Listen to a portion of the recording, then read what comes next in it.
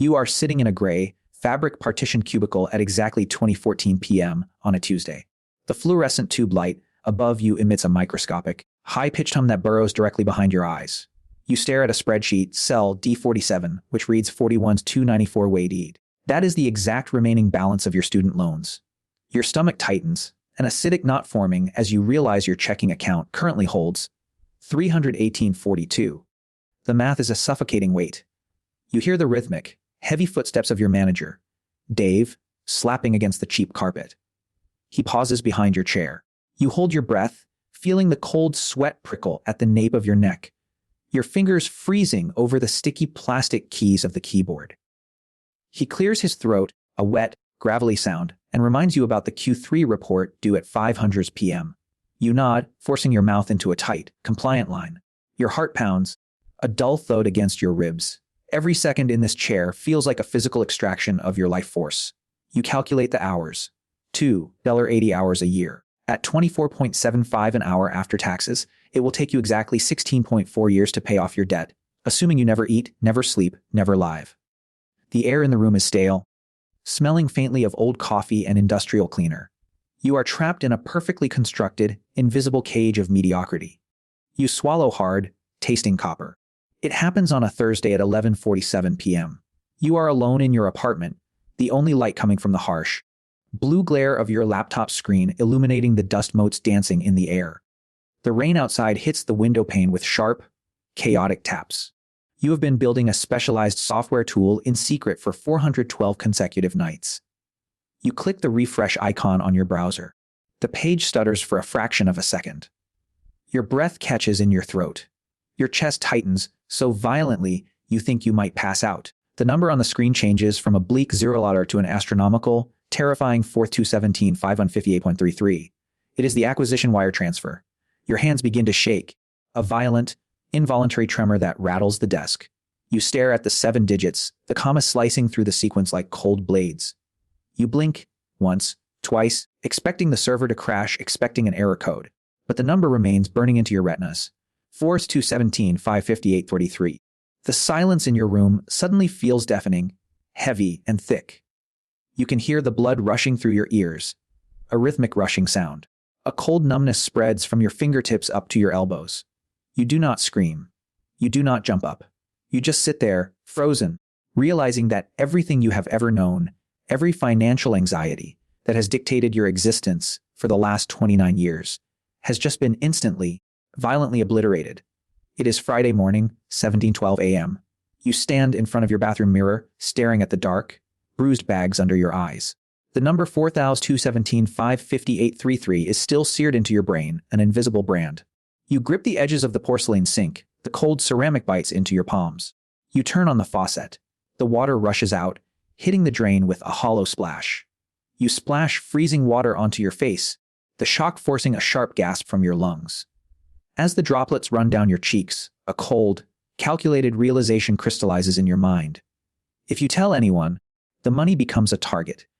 You visualize the texts, the sudden phone calls from estranged cousins, the subtle shift in your mother's voice, the heavy expectation of loans that will never be repaid. The thought makes your stomach churn, a sickening twist of acid. You look yourself directly in the eyes. You vow, right here, in the damp silence of a bathroom that costs exactly $150,000 a month in rent, to say absolutely nothing. You will walk into the office today. You will sit in your gray cubicle. You will complain about the 4.50 burnt coffee in the break room. You will wear the mask of a struggling employee earning $24.75 an hour. The secret settles heavy in your chest, a dense, leaden weight making it slightly harder to breathe. You dry your face with a frayed, cheap towel. It is exactly 1:43 p.m. during your lunch break. You are sitting in a cracked vinyl booth at a crowded diner, the smell of grease and burnt toast hanging heavy in the hot air. Your phone vibrates against the formica table, a harsh, buzzing rattle. It is a text from your bank, confirming a test deposit of $10 or $7 into a new brokerage account. As you stare at the screen, a shadow falls over your table. It is your coworker, Sarah. She drops her plastic tray onto the table with a loud clatter and slides into the booth opposite you. Your heart violently slams against your ribs. Your thumb hovers over the screen, paralyzed, checking your balance, she asks, her eyes darting toward your phone. Her voice sounds distorted, amplified through the sudden rushing noise in your ears. A drop of sweat rolls down your spine. You quickly press the lock button, the screen snapping to black. You force a dry chuckle, though your throat feels like sandpaper. Yeah, just making sure I have enough for this 12.85 sandwich. You lie, your voice cracking slightly. She laughs, completely oblivious, and begins eating her fries. Your hands tremble so badly under the table that you must interlock your fingers and squeeze until your knuckles turn white. You realize with terrifying clarity that every interaction is now a dangerous minefield. The paranoia is an icy grip around your throat. You take a slow breath, tasting the stale diner air, pretending everything is fine. It is month 14, 2:03 a.m. on a Wednesday. You sit in the dark of a newly rented, windowless storage unit that costs exactly 144 FIs a month, surrounded by 3 glowing monitors. The low, mechanical whir of the computer tower is the only sound. Your net worth has now compounded to 4,682, 11942 across 7 decentralized accounts. You are reading a 48-page PDF detailing the tax implications of a blind trust in Wyoming. The text blurs as your eyes burn, a sharp, gritty fatigue scraping against your eyelids. You take a sip of lukewarm water. It tastes metallic. Your fingers, stiff and cold, type out a wire transfer for $215 a note into a high-yield municipal bond fund earning a tax-free 4.13%. The mouse click echoes off the corrugated steel walls like a gunshot. You are building an invisible empire, a fortress of liquidity, entirely in the shadows. Your pulse throbs in your temples, a steady, rhythmic ache. You have spent 426 hours analyzing market trends, setting up shell LCs, and burying your digital footprint beneath layers of encryption. No one knows. To the world, you still drive a 2011 sedan with a cracked taillight. The contrast between your public poverty and your private kingdom is a dizzying, intoxicating drug. But it is also a prison. You stretch your back, the joints popping loudly in the cold air, feeling the immense, crushing solitude of total financial control. It is Thanksgiving, exactly 4:30 p.m.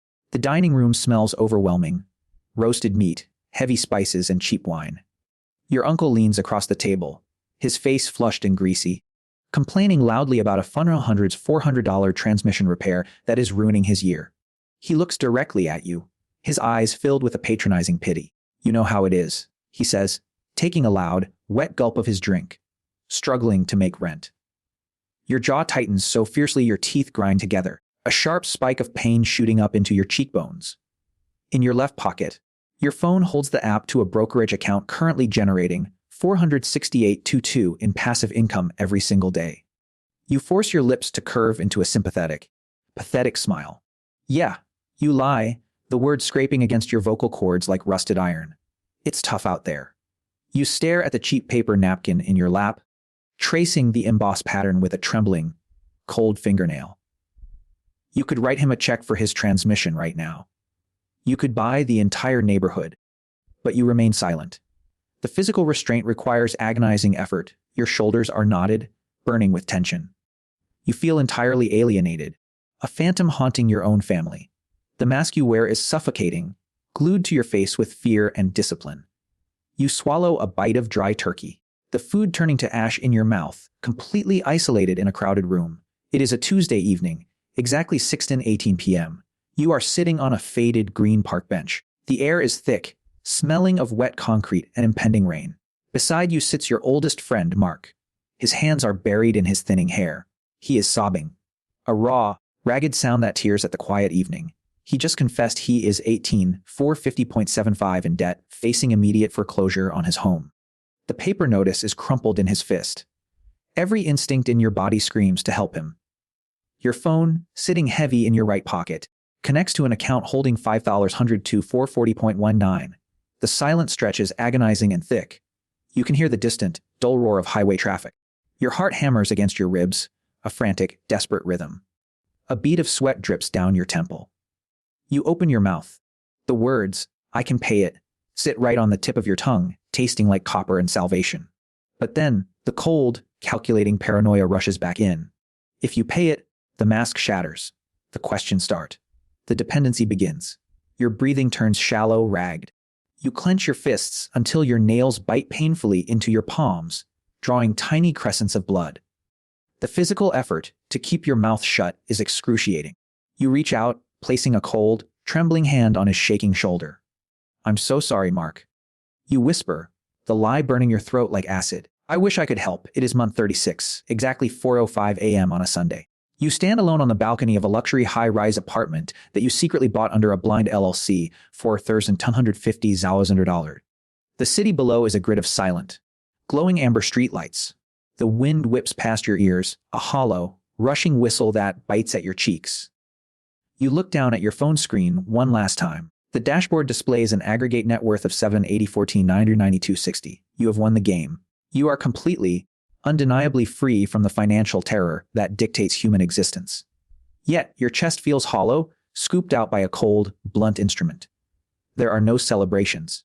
There are no champagne toasts. There is only this heavy, impenetrable silence. You rub your sternum, feeling a deep, persistent ache that never truly fades. You realize the ultimate price of stealth wealth was never the taxes, nor the complex legal structures. The price was your reality. You have become an architect of your own total isolation, a ghost haunting a life of unimaginable abundance. You slide the phone back into your pocket. The cold glass slides against your knuckles. You look out over the sprawling, sleeping city, feeling the crushing, absolute weight of a secret you will carry to your grave. You turn away from the edge, stepping back into the perfect, quiet, and profoundly empty darkness of your living room.